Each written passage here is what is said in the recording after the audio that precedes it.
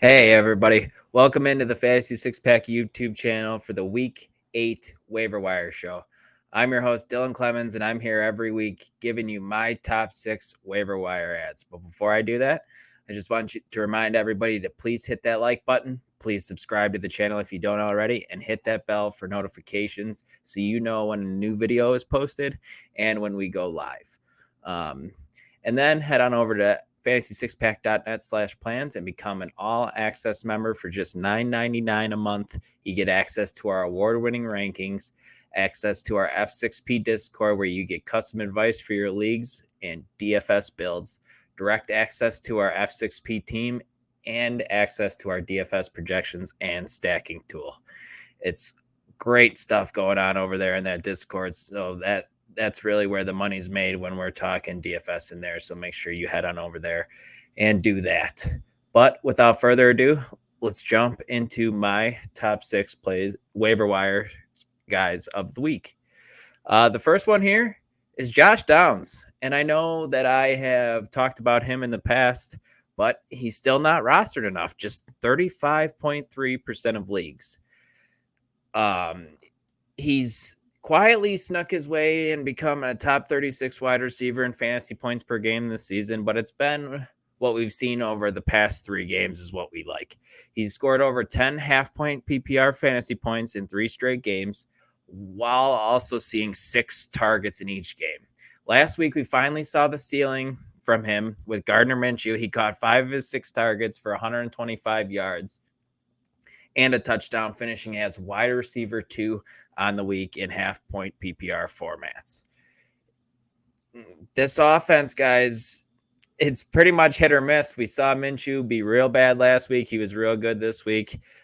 This offense takes on the Saints, who are pretty decent defense, but Marcus Lattimore will probably be on Michael Pittman Jr., so that opens up Josh Downs in the slot, and you know that's where Gardner Minshew loves the target because we've seen that over and over again now. So Josh Downs needs to be rostered in almost all leagues. I don't know if you necessarily need to start him this week because we have no teams on bye, but you might with injuries. But yeah, definitely pick up Josh Downs this week if he's still sitting on your waiver wire for some reason. The next guy, I know everybody, it's a bad offense, but it's Kendrick Bourne of the New England Patriots, rostered in just 24% of leagues. And like Josh Downs, he's a top 36 wide receiver, averaging just under 10 fantasy points per game this year. And he's finished as a top 18 wide receiver in back-to-back weeks as well because he's just seeing a ton of volume. The Patriots are down in a lot of games. I know they weren't last week, but Bourne still produced. But they are down most of the time, so they're having to chuck the ball quite a bit. Mac Jones and this offense is top 12 in the league in pass attempts, and they get the Dolphins this week, which we project them to be down. I know the Patriots already played the Dolphins, and Kendrick Bourne struggled, but he did see 9 targets, catching 4 of them just for 29 yards. You love to see the 9 targets. Plus, the Dolphins secondary is banged up if Xavier Howard and Jalen Ramsey are both out in this matchup. You might not need to start him this week. Like I said, no bye weeks this week, but I think he needs to be rostered and should be on your benches as a depth wide receiver. Before we jump into the next guys, which the next 4 guys are going to be running backs, I have 3 wide receivers who I also like, but they are behind the paywall guys. So like I said at the top, become an all-access member, go check those out. And there are 3 guys behind the paywall who I think need to be rostered as well at the wide receiver position. But our first running back I want to talk about is Darrell Henderson. And oh boy, I made some bad calls in this show last week, and I'll be the first person to say that. I whiffed on a lot of guys. Curtis Samuel got hurt.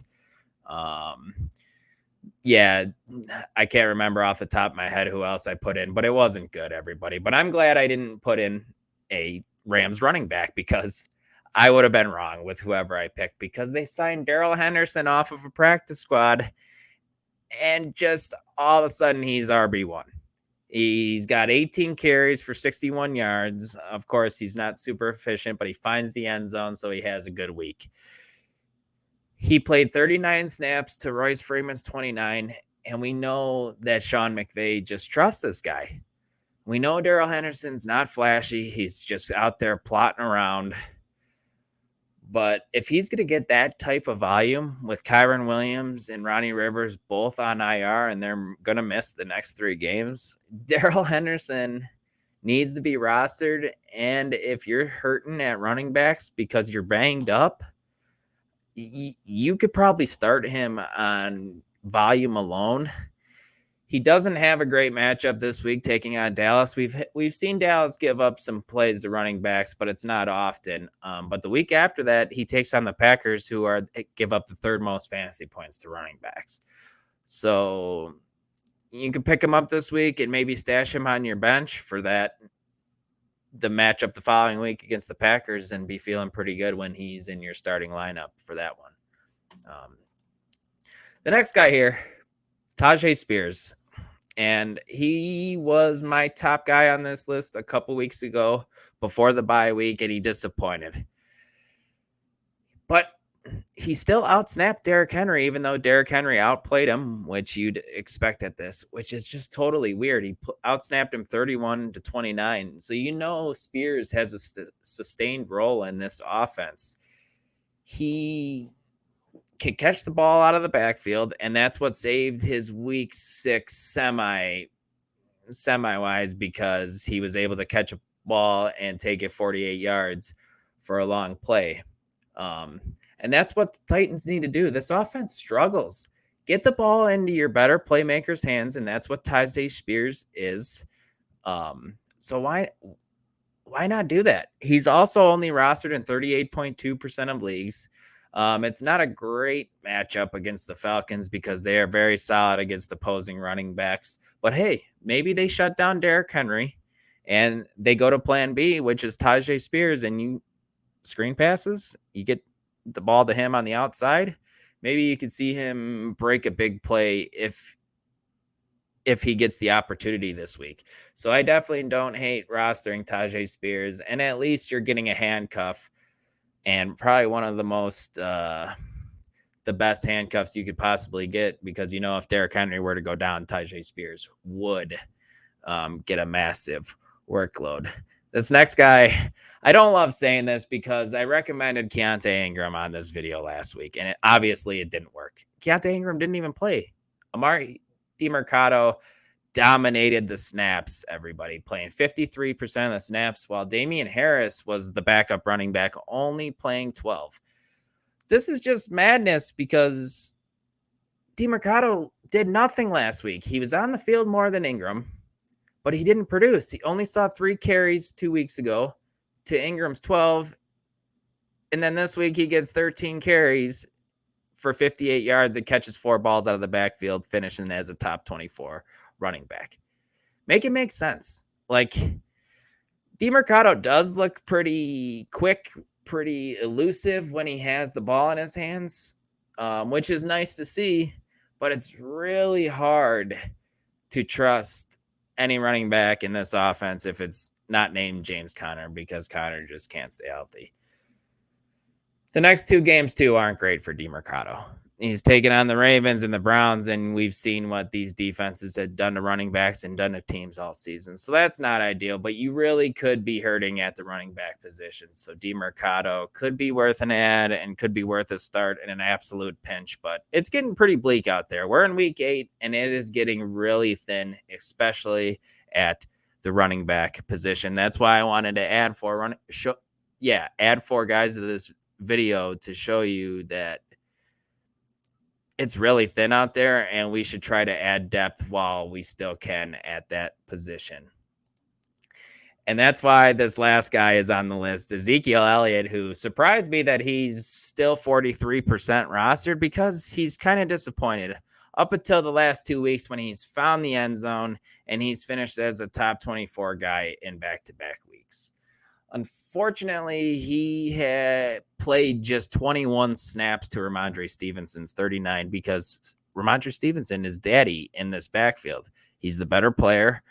But Zeke definitely still has a red zone role, still has a role as a pass blocker, but he doesn't have any pass catching ability in this offense right now because he's only seen one target in each of the past few games. He's very touchdown dependent, but once again, if you need a warm body to be thrown into your running back position, it could definitely be worse, especially in a good matchup against the Dolphins, who allow just the 9th most fantasy points to opposing running backs. So it is a good matchup. And hey, maybe Zeke finds the end zone for the 3rd straight week. But yep, that wraps it up, everybody. Like I said earlier in the video, I got some guys that are behind the paywall that I really like as well that deserve to be picked up. So head on over to fantasy6pack.net and become an all access member so you get access to that.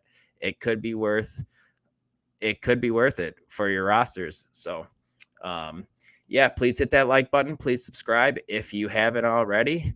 And I will be here next week as well, helping you with the waiver wire. But until then, I'm Dylan Clemons, and I will talk to you guys next time.